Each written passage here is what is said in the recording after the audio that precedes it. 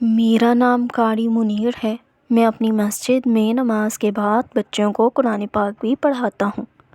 محلے کے سب لوگ مجھے قاری صاحب کہہ کر پکارتے ہیں۔ ایک روز جمعے کے دن میں جمعہ کی نماز پڑھ کر فارغ ہوا تو ایک جوان لڑکا جس کی عمر 16 سال تھی، وہ 50 سال کی عورت کو لے کر مسجد میں آ گیا، جس نے کالے رنگ کا برقع پہنا ہوا تھا، مگر اس نے اپنے چہرے پر نقاب نہیں کیا ہوا تھا۔ لوگ اس وقت نماز پڑھ کر مسجد سے نکل رہے تھے۔ اس لڑکے نے مجھے سلام کیا اور میرے سامنے بیٹھ گیا۔ جب میں نے اس لڑکے سے آنے کی وجہ پوچھی تو وہ کہنے لگا، قاری صاحب، آپ میرا نکاح اس عورت سے پڑھوا دیں۔ اس لڑکے کی بات سن کر مجھے بڑا عجیب لگا، کیونکہ وہ عورت اس کی ماں لگ رہی تھی، مگر وہ تھی تو بہت خوبصورت۔ میں نے اس لڑکے سے کچھ معلومات حاصل کرنا چاہی کہ تم کہاں سے آئے ہو اور کوئی گواہ وغیرہ بھی ساتھ لائے ہو کہ نہیں۔ وہ لڑکا کہنے لگا، میرے ساتھ کوئی نہیں، ہم دونوں اپنی رضامندی سے نکاح کرنا چاہتے ہیں، آپ کسی بھی طرح ہمارا نکاح پڑھا دیں۔ میں نے اس عورت کی طرف دیکھا تو اس نے بھی یہی کہا کہ میں اپنی مرضی سے اس لڑکے کے ساتھ نکاح کرنا چاہتی ہوں، مگر مجھے وہ دونوں مشکوک لگ رہے تھے۔ ایسا لگتا تھا وہ دونوں گھر سے بھاگ آئے ہوں۔ کل کو اگر کوئی پولیس والا معاملہ ہوا تو مفت میں رگڑا جاؤں گا، اس لیے میں نے نکاح پڑھنے سے انکار کر دیا۔ تبھی اس لڑکے نے اپنی جیب میں ہاتھ مارا اور 1,00,000 میرے سامنے رکھ دیا اور کہنے لگا، یہ آپ کی اجرت ہے، اور میں اس بات کی گارنٹی دیتا ہوں کہ آپ کے ساتھ کوئی مسئلہ نہیں پیش آئے گا۔ سچ کہوں تو میں 1,00,000 دیکھ کر لالچ میں آ گیا تھا، اور میں نے ان دونوں کا نکاح پڑھانے کے لیے رضامندی دے دی۔ ویسے بھی وہ دونوں اپنی مرضی سے آئے تھے۔ میں نے اس لڑکے کو کہا کہ ٹھیک ہے، میں نکاح پڑھوا دیتا ہوں، مگر اس کے لیے گواہ ہونا لازمی ہے۔ تم گواہ لے کر آؤ، پھر تمہارا نکاح ہو جائے گا۔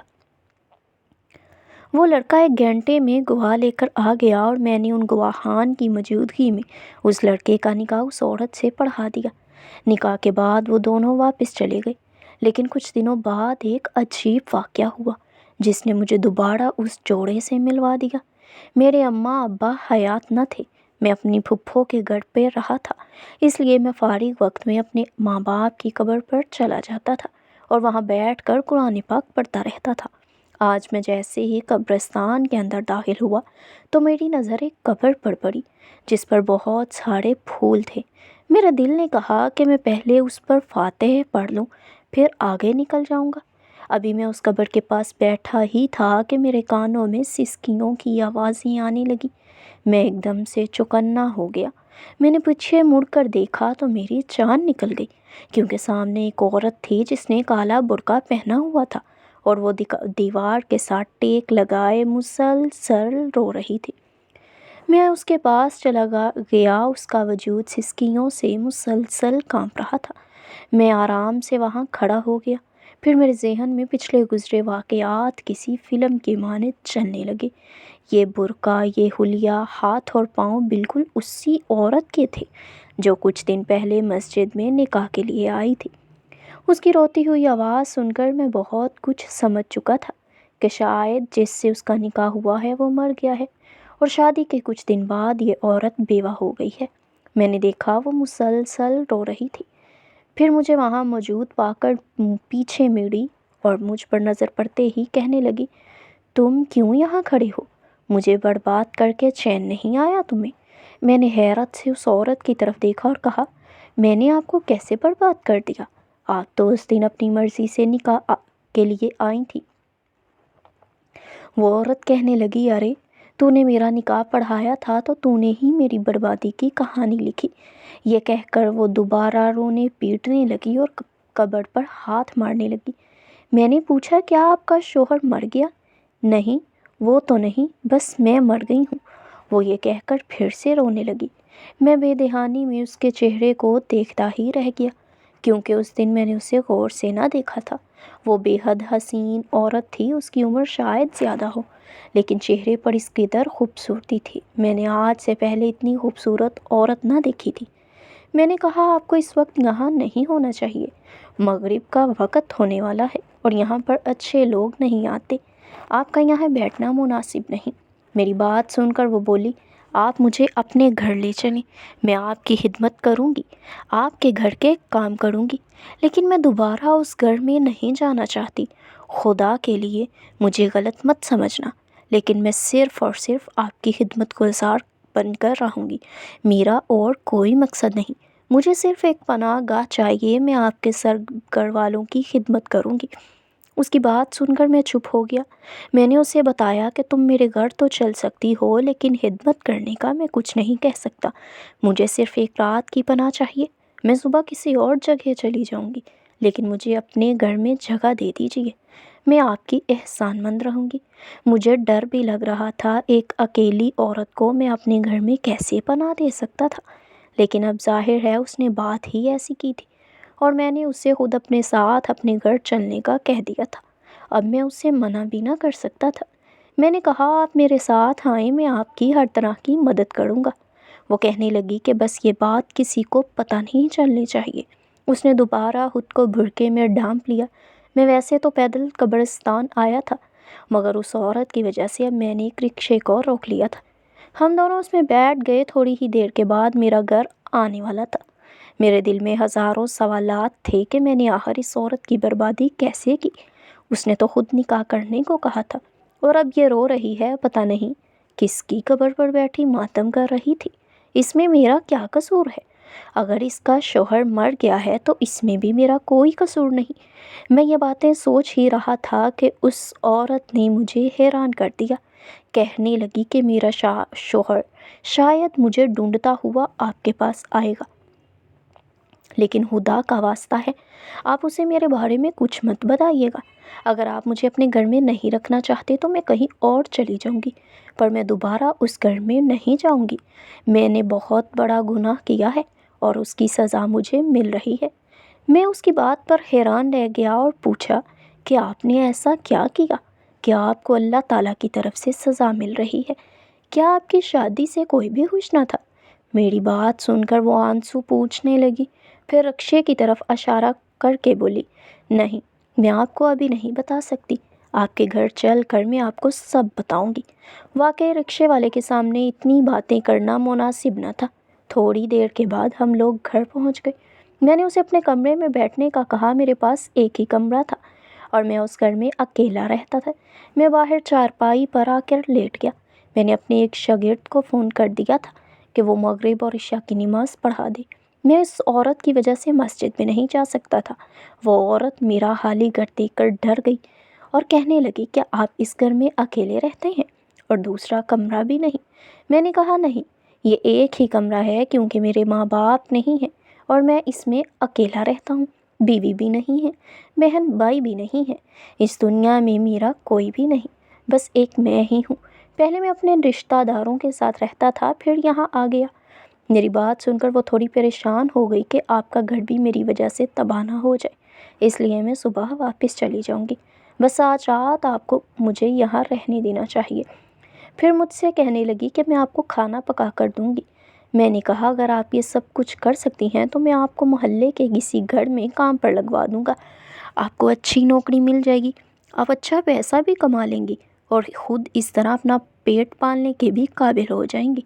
اب میں واپس نہیں جانا چاہتی، بلکہ جس مسجد میں آپ قاری صاحب ہیں، میں اس مسجد کی صفائی کروں گی تاکہ میرے گناہ صاف ہو جائیں۔ وہ بار بار یہی باتیں دہراتی رہی۔ مجھے اس کی کہانی بہت دلچسپ معلوم ہو رہی تھی۔ اس سے پہلے کہ میں اس سے مزید بات کرتا، میرے گھر کے دروازے پہ دستک ہونے لگی۔ میں چونک گیا تھا۔ میں نے دروازہ کھولا تو سامنے محلے کے 3 بزرگ کھڑے تھے۔ میں انہیں دیکھ کر سمجھ گیا کہ یہ کیوں آئے ہیں۔ میں نے ان سے آنے کی وجہ پوچھی تو وہ کہنے لگے، دیکھیں قاری صاحب، ہم آپ کی بہت عزت کرتے ہیں، مگر یہ شریفوں کا محلہ ہے، یہاں پر ہم بیٹیوں بہنوں والے ہیں اور آپ یہاں اکیلے رہتے ہیں۔ آپ ہماری مسجد کے امام ہیں، ہم نے آپ کو رہنے کے لیے اس محلے میں ایک مکان بھی لے کر دیا، ورنہ ہم اکیلے لڑکوں کو اس محلے میں رہنے نہیں دیتے۔ لیکن آج جو آپ نے حرکت کی ہے وہ ناقابل معافی ہے۔ آپ اپنے ساتھ کسی عورت کو لے کر آئے ہیں۔ ہمیں آپ کے پڑوسی نے بتایا کہ مغرب کے وقت آپ ایک عورت کو لے کر اپنے گھر میں داخل ہوئے ہیں۔ اب وہ عورت یا تو ہمارے گھر میں رہے گی یا آپ یہاں سے اسے دور بھیج دیں۔ ہمارے محلے میں شریف لوگ رہتے ہیں۔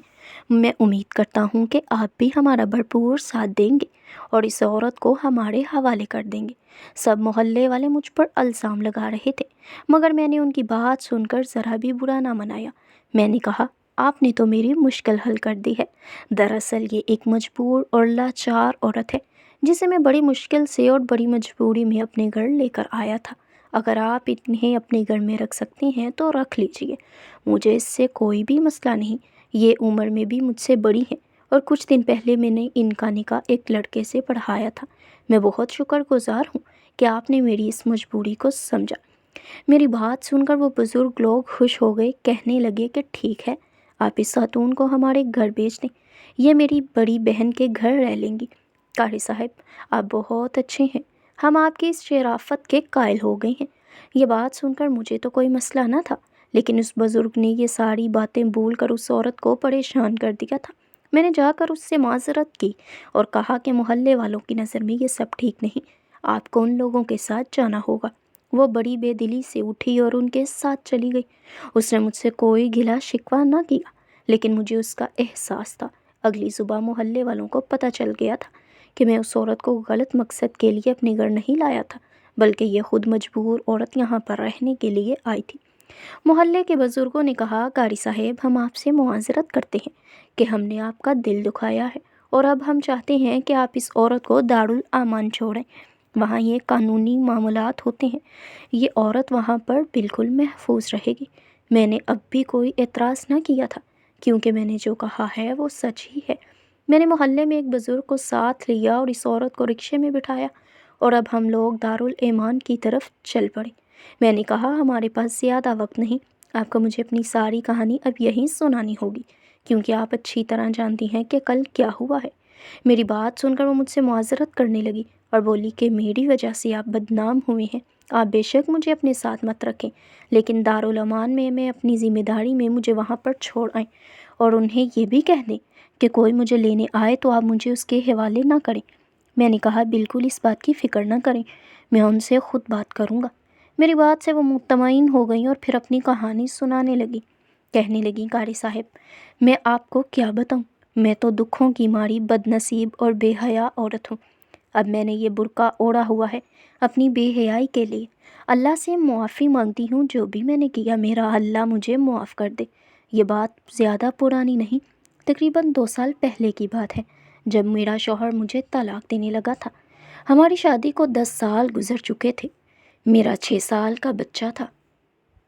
میرا شوہر مجھے بات بات پر تانے دینے لگا کہ تم پہلے کی طرح خوبصورت نہیں رہی، شادی کے بعد تمہارا روپ اور تھا اور اب تم بدل گئی ہو، اب تم اپنا خیال نہیں رکھتی، نہاتی بھی نہیں ہو، تم اپنی صفائی کا خیال نہیں رکھتی۔ ان کی باتیں سن کر بجائے اپنی صلاح کرنے کے میں پریشان رہنے لگی۔ ایک دن میں چھت پر جا کر اپنی سہیلی سے بات کر رہی تھی۔ میں نے اس کو یہ ساری باتیں بتائیں۔ میں نے کہا کہ میرا شوہر مجھ سے بہت زیادہ گلے شکوے کر رہا ہے۔ کہنے لگی کہ تم اسے خود سے تھوڑا دور کر دو، جب تک اپنی بیوی کا احساس نہ ہو۔ تم اسے دور رکھو گی تو وہ تمہارے لیے ترسے گا۔ میں بھی بے وقوف تھی، میں نے اپنے شوہر سے دور رہنا شروع کر دیا۔ جب اس کا موڈ اچھا ہوتا تو میں کہتی میری طبیعت خراب ہے، میں جان بوجھ کر اس سے لڑنا شروع کر دیتی۔ نتیجہ یہ ہوا کہ بجائے مجھے منانے کے میرا شوہر رات کو دیر سے گھر آنے لگا۔ بجائے پریشان ہونے کے میں اس کی ان باتوں پر غصہ کرتی، اور جب بھی وہ آتا میں اس سے لڑنا شروع کر دیتی۔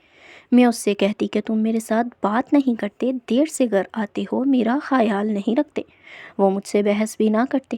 پہلے تو وہ میرے گلے شکووں کا جواب دے دیتے تھے، لیکن اب وہ مجھ سے دور دور رہنے لگے۔ میں اب مزید پریشان ہونے لگی، لیکن اس پریشانی کا فائدہ کسی اور نے اٹھا لیا۔ ایک دن میں اسی طرح رو رہی تھی کہ میرا 16 سالہ دیور میرے پاس آیا اور کہنے لگا، بھابی، بھیا تو آپ کو بہت زیادہ نظر انداز کرتے ہیں، یقین جانے وہ باہر کسی عورت کے چکروں میں پڑے ہوئے ہیں۔ میں نے 2-3 بار انہیں اسی عورت کے ساتھ دیکھا ہے۔ اب میں یہ نہیں جانتا کہ وہ اسے موٹر سائیکل پر بٹھا کر کہاں لے جاتے ہیں۔ دیور کی یہ بات سن کر میرے تو تن بدن میں آگ لگ گئی۔ بجائے مجھے منانے اور مجھ سے صلح کرنے کے، وہ دوسری عورتوں کے چکروں میں پڑ گئی۔ کتنی بری بات ہے۔ میں نے کپڑے اٹھائے اور بیٹے کو شوہر کے پاس چھوڑ کر اپنے مائکے چلی گئی۔ وہاں جا کر میں نے کسی کو کچھ نہ بتایا، لیکن میں نے شوہر کو صاف کہہ دیا کہ اب میں آپ کے گھر نہیں آؤں گی جب تک آپ مجھ سے معافی تلافی کا معاملہ نہیں کر لیتے۔ وہ بھی مرد تھے، انہوں نے بھی مجھے منانا تو دور کی بات، مجھ سے بات کرنا بھی مناسب نہ سمجھا، اور اس سب میں میری ہی غلطی تھی۔ میرے شوہر نے مجھے فون کرنا بھی چھوڑ دیا۔ تبھی ایک دن میرا دیور مجھے لینے کے لیے مائکے آیا اور کہنے لگا، بھابی آپ کو میں ایک ایسی زبردست اسکیم بتاؤں گا۔ میں اپنے دیور کی بات سن کر خوش ہو گئی، مجھے لگا وہ میرے شوہر سے میری صلح کروائے گا۔ کہنے لگا، آپ ان میں رکاوٹ کا جذبہ پیدا کریں، ایسا ہوگا تو وہ آپ کی قدر کریں گے۔ آپ بھیا کے سامنے مجھ سے باتیں کریں، نئے کپڑے پہن کر میرے کمرے میں آ جائیں تاکہ بھیا کو آپ کی کمی محسوس ہو۔ دیور کی بات سن کر پہلے تو مجھے برا لگا، پھر اس نے مجھے بتایا کہ بھابی ایسا کرنے سے سب صحیح ہو جائے گا۔ میں اپنے دیور کے کہنے پر جو اس نے کہا میں کرتی گئی۔ ایک دن میرے شوہر کے گھر آنے کا وقت تھا، میں تیار ہو کر اپنے دیور کے ساتھ بیٹھ کر چائے پینے لگی۔ میرا شوہر گھر آیا تو میں نے دروازہ آدھا کھلا چھوڑ دیا تاکہ وہ اندر آ کر دیکھیں کہ ہم دونوں آپس میں بیٹھے ہوش گپیاں کر رہے ہیں۔ بس پھر کیا تھا، میرے شوہر نے جب یہ منظر دیکھا تو آگ بگولا ہو گیا۔ اس نے آ کر اپنے چھوٹے بھائی کو مارنے کی کوشش کی۔ دونوں بھائیوں میں اس وقت لڑائی شروع ہو گئی۔ چھوٹے بھائی نے بڑے بھائی کو اتنی زور سے مارا کہ وہ موقع پر ہی دم توڑ گیا۔ میں یہ سارا منظر دیکھ کر تڑپ گئی۔ سوچا نہ تھا کہ یہ ہو سکتا ہے۔ میرے ذہن میں کچھ نہ آ رہا تھا، میرا ذہن غنودگی میں ڈوب رہا تھا۔ پھر پتہ نہیں کیسے 4 مہینے گزر گئے۔ میری عدت کا وہ لمحہ بھی گزر گیا جو کہ بہت تکلیف دہ تھا۔ میں نے اپنے شوہر کو کھو دیا۔ میں گنہگار عورت بن گئی جس نے اپنی بے وقوفی سے، اپنی بدتمیزی سے اپنے گھر کو اجاڑا۔ اس کے بعد دیور نے مجھ سے کہا کہ بھابی اب آپ کو مجھ سے نکاح کر لینا چاہیے، ورنہ اس گھر میں رہنے کا تو کوئی جواز نہیں بنتا۔ میں بھی اپنے میکے واپس نہیں جانا چاہتی تھی۔ میں نے اپنے دیور سے نکاح کرنے کا فیصلہ کیا۔ میرے دیور نے کہا ہم یہ نکاح خفیہ رکھیں گے۔ اس نے پہلے بھی سب کو یہی کہا تھا کہ میرے شوہر کا ایکسیڈنٹ میں انتقال ہوا، میرے پاس کوئی اور راستہ نہ تھا، ہم نے آپس میں نکاح کر لیا۔ میں اس کی بات سن کر حیران رہ گئی۔ وہ اپنے نکاح کو کبھی بھی لوگوں کے سامنے نہ لانا چاہتا تھا، لیکن اس سے پہلے کہ میں اس کے ساتھ شادی کر کے خوش رہتی، جس دن میں نے اس کے ساتھ نکاح کیا مجھے اس کی شکل میں ایک عجیب سی شیطانی مخلوق نظر آنے لگی۔ مجھ سے بہت بڑا گناہ ہو گیا تھا اور میرے دیور نے مجھے پانے کے لیے یہ سب کیا تھا۔ دیور کی مجھ پر بری نظر تھی۔ میں اس دن دیور کے گھر سے بھاگ آئی تھی، وہ بھی میرے پیچھے بھاگا تھا، لیکن میں سمجھ گئی تھی کہ میرے رب کا عذاب ہے مجھ پر جس نے میرا سب کچھ چھین لیا ہے۔ بس اس بات سے میں دل برداشت ہو کر میں گھر سے بھاگ نکلی۔ میں سڑک پر بھاگ رہی تھی اور دیور میرے پیچھے تھا۔ سڑک پر بھاگتے ہوئے وہ ٹرک کے نیچے آ گیا اور اس کی موت ہو گئی، اور میں بھاگ کر قبرستان آ گئی۔ اب میں بہت ڈر گئی تھی۔ میں نے آپ کو جھوٹ کہا تھا کہ وہ زندہ ہے۔ میرا شوہر اور میرا دیور دونوں ہی مر چکے ہیں اور اب میری باری ہے۔ میں خود کو بہت گنہگار سمجھتی ہوں، عمر بھر توبہ میں گزارنا چاہتی ہوں۔ اس عورت کی بات سن کر میں خاموش ہو گیا۔ مجھے وہ آیت یاد آنے لگی جس کا مفہوم ہے کہ انسان خسارے میں ہے، بے وقوف ہے اور نادان ہے، وہ شیطان کی چالوں میں بڑی آسانی سے آ جاتا ہے۔ میں اس عورت کا دارالایمان میں چھوڑ کر واپس آ گیا۔ آخر میں بس یہی کہوں گا کہ اللہ تعالیٰ ہم سب کو سیدھے راستے پر چلنے کی توفیق عطا فرمائے۔ ہمارے پیارے نبی نے اسی لیے تو نہیں کہا کہ دیور موت ہے اور جیٹھ بھی بھابھیوں کے لیے موت ہے، سو ان کی پہنچ سے دور رہنا چاہیے۔ اگر آپ کو کہانی پسند آتی ہے تو ہمارے چینل کو سبسکرائب کیجیے۔ کامنٹ سیکشن میں آ کے کامنٹ کر کے اپنی رائے کا اظہار کرنا مت بھولیے۔ شکریہ۔